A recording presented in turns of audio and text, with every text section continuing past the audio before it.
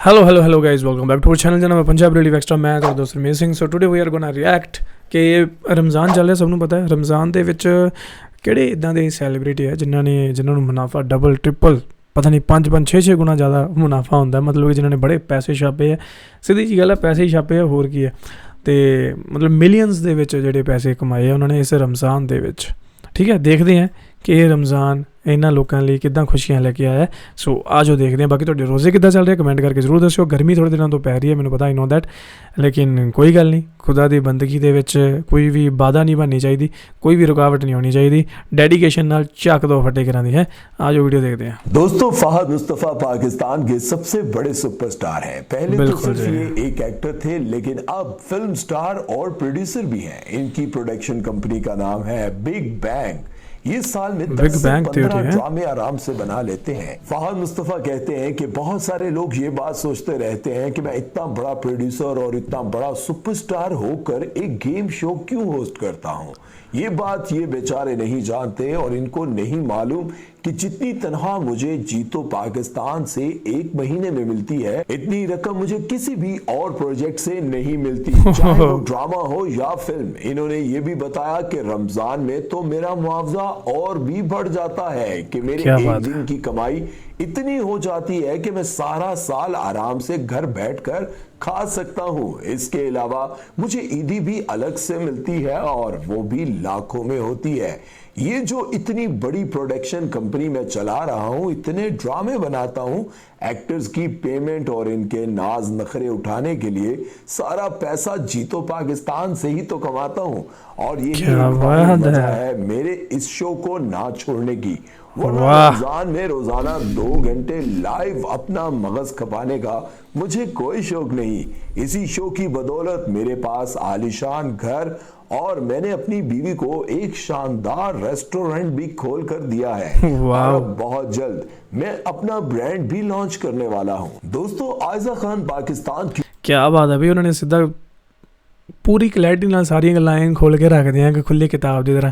ਜਿਹੜੇ reality shows ਹੁੰਦੇ ਨੇ ਉਹਨਾਂ 'ਚ ਬਹੁਤ ਪੈਸਾ। ਸਲਮਾਨ ਖਾਨ ਬਿਗ ਬੋਸ ਦਾ ਸ਼ੋਅ ਜਦੋਂ ਹੋਸਟ ਕਰਦੇ ਨੇ, ਇੱਕ ਦਿਨ ਦੀ ਉਹਨਾਂ ਦੀ ਕਮਾਈ ਪਤਾ ਨਹੀਂ ਕਿੰਨੇ ਲੱਖਾਂ 'ਚ ਆ, मे भी करोड़ों च भी हो सकती है। I don't know about that, लेकिन हाँ के फुल नज़ारे है भरावा। मशहूर तरीन अदाकारा है और आवाम में खासी मकबूल है। लोग इनको अपनी टीवी स्क्रीन पर देखने के लिए बेताब रहते हैं। और खास तौर पर मेरे पास तुम हो में महविश का किरदार अदा करने के बाद तो इनकी शोहरत को 4 चांद लग गए हैं। लेकिन आप सब ने नोट किया होगा कि मेरे पास तुम हो में काम करने के बाद इन्होंने किसी भी ड्रामे में काम नहीं किया सिवाय रमजान ड्रामों के। जी हाँ, पिछले 3 सालों से ये सिर्फ रमजान ड्रामों में ही काम कर रही हैं। 2021 में चुपके में और 2022 में चौधरी एंड सन्स में और 2023 में चांद तारा में। ऐसा नहीं कि इनको ड्रामों की ऑफर्स नहीं होती, बल्कि इनको तो साल के तकरीबन 25 से 30 ड्रामों के स्क्रिप्ट्स ऑफर होते हैं। लेकिन इनमें से रमजान ड्रामों को तरजीह देने की वजह सिर्फ भारी भरकम पेमेंट है। और दरअसल एक रमजान ड्रामे से ही इनको इतने पैसे मिल जाते हैं कि पूरा साल कोई और प्रोजेक्ट करने की जरूरत ही नहीं पड़ती। पहले आयजा खान एक बड़ी स्टार होने की वजह से सिलेक्टिव ड्रामों में नजर आती थी, लेकिन फिर भी साल में 2-3 ड्रामे तो करती थी। लेकिन अब तो वो बस रमजान में ही टीवी पर नजर आती हैं। दरअसल रमजान ड्रामों की रेटिंग ज्यादा होने की वजह से चैनल्स इतने ज्यादा कमाते हैं कि आयजा खान जैसी बड़ी स्टार को करोड़ों रुपए का मुआवजा देने में इनको कोई दिक्कत नहीं होती। हालांकि रमजान दे विच मैं सुनिया कि टीवी म्यूजिक ये सब कुछ देखना सुनना वर्जित है, नहीं ज़्यादा देखना चाहिए, लेकिन उन्ना ही वही बच्चे जिहड़ी चीज़ तो मना करते उन्हें वही ज़्यादा होंदी है। बल्कि रमजान से 5-6 महीने पहले ही टीवी चैनल्स बड़े बड़े एक्टर्स को बुक कर लेते हैं कि कहीं ये ना हो हमसे पहले कोई और बेहतर ऑफर दे दे। दोस्तों, वसीम बदामी और इकरारुल हसन बहुत अच्छे दोस्त हैं और इकरारुल हसन ने एक वीडियो में अपनी और अपने दोस्त वसीम बदामी की कमाई के हवाले से कई पोशीदा राजों से पर्दा उठाया। इनका कहना था कि मैं और वसीम बदामी आज से 18 साल पहले एक ही दिन ARY न्यूज के लिए न्यूज कास्टर के तौर पर सिलेक्ट हुए। इसीलिए उस वक्त हमारी इनकम बराबर थी, जो कि सिर्फ चंद लाख में थी, और मुझ जैसे मिडिल क्लास के लिए तो वो बहुत ज्यादा थी। और इसी की बदौलत मैंने अपनी बहन की शादी अपनी ख्वाहिश के मुताबिक पर्ल कॉन्टिनेंटल होटल में की। फिर चंद साल बाद मुझे प्रोग्राम सरेआम में शामिल किया गया और वसीम बदामी को भी एक अलग से शो मिल गया। हम दोनों की सैलरी यकदम बहुत ज्यादा बढ़ गई और फिर हर साल इसमें रेटिंग और परफॉर्मेंस के हिसाब से इजाफा होता। जब हम दोनों की तनख्वाह 50 लाख के करीब थी तब बोल चैनल्स लॉन्च हुआ। ये चंद साल पहले की बात है और हम दोनों को बोल से ऑफर हुई और मुआवजा 1 करोड़ रुपए माहाना था और तमाम सहूलियात जिनमें घर, गाड़ियां, गार्ड्स और बैरून मुल्क के ट्रिप्स भी शामिल थे। और हम दोनों ने यकदम ARY छोड़ने का फैसला कर लिया। लेकिन तब मेरे वालिद साहब ने मुझे कहा कि लोग तुम्हारी वजह से मेरी बहुत इज्जत करते हैं और मैं ये नहीं चाहता कि कोई मुझे ये कहे कि आपका बेटा तो बिक गया है। बस तब मैंने अपना फैसला बदल लिया। लेकिन ARY के मालिक सलमान इकबाल से कहा कि वहां से 1 करोड़ की ऑफर आई है, अगर मैं वो ठुकरा रहा हूं तो आप मेरी तनख्वाह बढ़ा दें ताकि मुझे दुख ना हो कि प्रेशर बिल्ड हो रहा है। मिस कर दी मैंने। तो फिर सलमान इकबाल ने हम दोनों की तनख्वाह बढ़ा दी। हाँ, बोल टीवी की तरह 1 करोड़ तो नहीं, लेकिन 1 करोड़ के करीब करीब ही थी। फिर हम दोनों ने रमजान ट्रांसमिशन शुरू कर दी और लोगों को हमारी जोड़ी इतनी पसंद आई कि ARY ने मुस्तकिल हमें रमजान के लिए बुक कर लिया और रमजान के लिए मुआवजा भी इतना बढ़ा दिया कि हम दोनों हर साल बस रमजान का इंतजार करते हैं। हाँ, कई घंटे रोजे के साथ लाइव शो में बोलना बहुत मुश्किल होता है, लेकिन हमारी मेहनत हमें वसूल हो जाती है। दोस्तों, क्यूट पठान अहमद शाह जो कि एक वीडियो से वायरल हुआ था, इसको सबसे पहले निदा यासिर ने अपने मॉर्निंग शो में बुलाया और फिर इसे ARY ने रमजान ट्रांसमिशन के लिए पक्का रख लिया।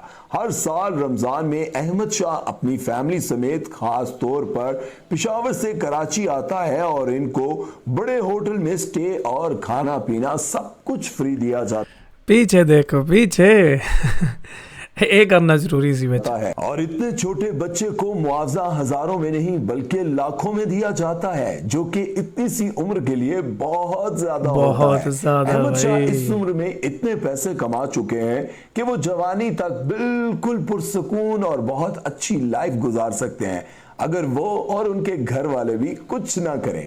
अब तो अहमद शाह के साथ साथ उनके भाई को भी स्टार बना दिया गया है। तो दोस्तों, ये थे वो फनकार जो रमजान में क्या बात है गाइस। बाकी अपनी जिंदगी में ये जितने भी शोज करते हैं, आम दिनों में ये जितने प्रोग्राम्स करते हैं वो अलग है, लेकिन रमजान के महीने में वे करोड़ों रुपया कमाते हैं। आज की वीडियो को बनाने का मकसद ये नहीं था कि मैं आपको ये बता सकूं कि ये फनकार कितना पैसा कमाते हैं। बताने का मकसद ये था कि इसी इंडस्ट्री में, इन्हीं लोगों में बहुत सारे ऐसे लोग हैं जिन्होंने अपनी पूरी पूरी जिंदगियां इस इंडस्ट्री पर वार दी हैं, लेकिन आज वो फनकार अपने बच्चों के लिए 2 वक्त का खाना भी नहीं लेके जा सकते। वो फनकार अपनी जिंदगी के इतने मुश्किल तरीन दौर से गुजर रहे हैं कि क्या कहने। आप लोगों को याद होगा परिजार ड्रामे में अदील अफजल ने नासाज का कैरेक्टर किया था और वो कैरेक्टर काफी मशहूर हुआ था और परिजाद के साथ साथ वो भी काफी स्टैब्लिश हुए थे। आप लोगों को पता होगा, उन्होंने भी पिछले दिनों एक इंटरव्यू दिया था और उसमें उन्होंने बड़े खुले अल्फाज में ये बात कही थी कि लोग समझ रहे थे कि परिजार ड्रामे में काम करने के बाद मेरी लाइफ बदल गई होगी,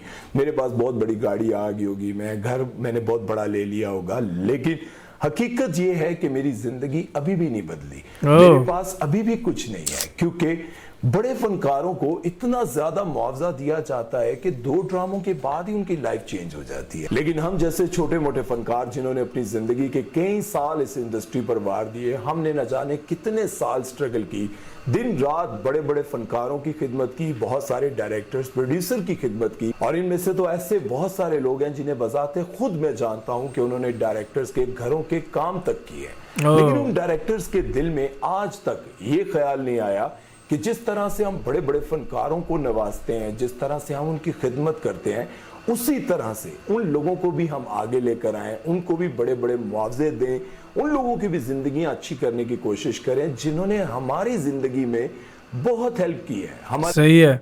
सो गाइज, ये गल सिर्फ कल्ले पाकिस्तानी फिल्म इंडस्ट्री दी नहीं, जिहड़ी ये खामी है ना, जिहड़ी ये कमी है, ये दुनिया की हर इंडस्ट्री दे विच ही आ।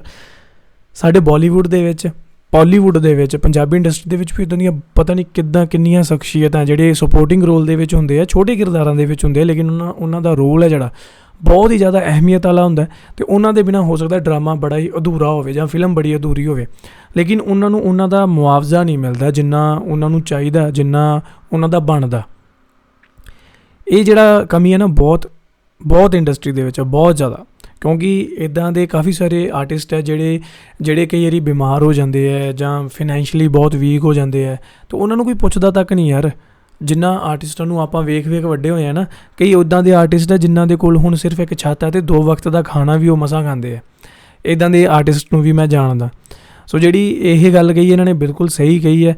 ਅਤੇ ਕਿਉਂਕਿ ਜਿਹੜੇ ਮੇਨ ਲੀਡ ਰੋਲ ਦੇ ਵਿੱਚ ਨਾ, ਉਹਨਾਂ ਨੂੰ ਹੀ ਇੰਨਾ ਜ਼ਿਆਦਾ ਮੁਸ਼ਕ ਕੇ ਪੁਸ਼ਕ ਕੇ ਕਹਿਣਾ ਸੀ, ਮਤਲਬ ਉਹਨਾਂ ਨੂੰ ਇੰਨਾ ਜ਼ਿਆਦਾ ਦਿਖਾ ਦਿੰਦੇ ਆ ਕਿ ਬਾਕੀ ਲੋਕਾਂ ਦਾ ਪ੍ਰਭਾਵ ਜਾਂ ਅਧੂਰਾ ਰਹਿ ਜਾਂਦਾ ਅਤੇ ਉਹਨਾਂ ਦੀਆਂ ਕਮੀਆਂ ਜਿਹੜੀਆਂ ਬਹੁਤ ਮਹਿਸੂਸ ਹੁੰਦੀਆਂ ਉਹਨਾਂ ਨੂੰ, ਠੀਕ ਹੈ। ਅਤੇ ਇੱਦਾਂ ਨਹੀਂ ਹੋਣਾ ਚਾਹੀਦਾ ਵੈਸੇ। ਬਾਕੀ ਹਾਂ ਕਿ ਜਿੱਦਾਂ ਉਹ ਛੋਟਾ ਜਿਹਾ ਮੁੰਡਾ ਯਾਰ ਕਿੰਨੇ ਪੈਸੇ ਕਮਾ ਰਿਹਾ, ਵਾਹ ਕਿਆ ਬਾਤ ਹੈ ਵੀਰੇ। ਮੈਂ ਕਹਿੰਦਾ ਕਿ ਅੱਲਾ ਕਰੇ ਇੱਦਾਂ ਦੇ ਹੋਰ ਵੀ ਜਿਹੜੇ ਛੋਟੇ ਬੱਚੇ ਜਿਨ੍ਹਾਂ ਦੇ ਵਿੱਚ ਬਹੁਤ ਟੈਲੈਂਟ ਉਹ ਵੀ ਅੱਗੇ ਆਉਣ ਅਤੇ ਉਹਨਾਂ ਦਾ ਵੀ ਇੱਦਾਂ ਹੀ ਜਿਹੜਾ ਉਹਨਾਂ ਨੂੰ ਜਿਹੜੀ ਇਹ ਸਪੋਰਟ ਹੈ ਮਿਲੇ ਅਤੇ ਲੋਕ ਖੁਸ਼ ਰਹਿਣ, ਪਰਿਵਾਰ ਖੁਸ਼ ਰਹਿਣ ਉਹਨਾਂ ਦੇ। ਸੋ ਟੈਲੈਂਟ ਹੈ ਤਾਂ ਉਸ ਨੂੰ ਅੱਗੇ ਲਿਆਉਣਾ ਚਾਹੀਦਾ ਐਂਡ ਉਹਨਾਂ ਨੂੰ ਉਹਨਾਂ ਦਾ ਮੁਆਵਜ਼ਾ ਵੀ ਜ਼ਰੂਰ ਮਿਲਣਾ ਚਾਹੀਦਾ। ਫਿਰ ਇਹ ਜ਼ਰੂਰੀ ਨਹੀਂ ਕਿ ਉਹ ਮੇਨ ਲੀਡ ਰੋਲ ਹੈ ਜਾਂ ਫਿਰ ਉਹ ਇੱਕ ਸਪੋਰਟਿੰਗ ਆਰਟਿਸਟ ਹੈ। ਸੋ ਬਾਕੀ ਤੁਹਾਡਾ ਕੀ ਕਹਿਣਾ ਇਹਦੇ ਬਾਰੇ ਮੈਨੂੰ ਕਮੈਂਟ ਕਰਕੇ ਜ਼ਰੂਰ ਦੱਸਿਓ। ਰਮਜ਼ਾਨ ਦੇ ਵਿੱਚ ਸ਼ੂਟ ਕਰਨੀ ਤਾਂ ਬਿਲਕੁਲ ਡਿਫੀਕਲਟ ਹੈ। ਲਾਈਕ ਆਇਜ਼ਾ ਖਾਨ ਹੈ ਜਿੱਦਾਂ, ਉਹ ਇਕੱਲੇ ਰਮਜ਼ਾਨ ਵਿੱਚ ਹੀ ਕਹਿੰਦੇ ਮਤਲਬ ਕਿ ਡਰਾਮਾਜ਼ ਕਰਦੇ ਹੈ ਅਤੇ ਪੂਰਾ ਸਾਲ ਫਰੀ ਰਹਿੰਦੇ ਆ, ਕਿਉਂਕਿ ਰਮਜ਼ਾਨ ਦੇ ਵਿੱਚ ਪੇ ਆਊਟ ਹੈ ਜੋ ਉਹਨਾਂ ਦਾ ਉਹ ਡਬਲ ਅਤੇ ਟ੍ਰਿਪਲ ਵੀ ਹੋ ਸਕਦਾ। ਸੋ ਉਹਨਾਂ ਨੂੰ ਮੇਬੀ ਜ਼ਿਆਦਾ ਲੋੜ ਹੀ ਨਹੀਂ ਪੈਂਦੀ ਫਿਰ ਹੋਰ ਕੰਮ ਕਰਨ ਦੀ। ਐਂਡ ਆਈ ਥਿੰਕ ਇਹ ਕਿਤੇ ਨਾ ਕਿਤੇ ਸਹੀ ਵੀ ਹੈ ਕਿ ਹਾਂ ਚਲੋ ਸਾਰੇ ਸਾਲ ਭਕਾਈ ਕਰਨ ਨਾਲੋਂ ਤੁਸੀਂ 2 ਕੁ ਮਹੀਨੇ ਵਰਕ ਕਰਕੇ ਅਤੇ ਚਲੋ ਜੀ ਬਾਕੀ ਟਾਈਮ ਆਪਣੀ ਫੈਮਿਲੀ ਨੂੰ ਦਿਓ ਅਤੇ ਨਾਲੇ ਦੂਜੇ ਆਰਟਿਸਟ ਨੂੰ ਵੀ ਮੌਕਾ ਮਿਲ ਜਾਂਦਾ। ਆਈ ਥਿੰਕ ਇਹ ਡਿਸੀਜ਼ਨ ਦਾ ਮੇਰੇ ਖਿਆਲ ਬਹੁਤ ਸਹੀ ਹੈ। ਬਾਕੀ ਤੁਹਾਨੂੰ ਕੀ ਲੱਗਦਾ ਉਹ ਵੀ ਕਮੈਂਟ ਕਰਕੇ ਜ਼ਰੂਰ ਦੱਸਿਓ, ਕਿਉਂਕਿ ਜਦੋਂ ਪੂਰਾ ਸਾਲ ਦੂਜਿਆਂ ਨੂੰ ਮੌਕਾ ਮਿਲੂਗਾ ਤਾਂ ਨਾਲੇ ਇਹਨਾਂ ਦਾ ਵੀ ਕੰਮ ਚੱਲਦਾ ਰਹਿਣਾ ਅਤੇ ਦੂਜਿਆਂ ਨਵਿਆਂ ਨੂੰ ਵੀ ਮੌਕਾ ਮਿਲੂਗਾ, ਤਾਂ ਆਈ ਥਿੰਕ ਜਿਹੜਾ ਇਹ ਸਿਸਟਮ ਹੈ ਇੱਕ ਵਧੀਆ ਇਕੋ ਸਿਸਟਮ ਦੀ ਤਰ੍ਹਾਂ ਕੰਮ ਕਰੇਗਾ।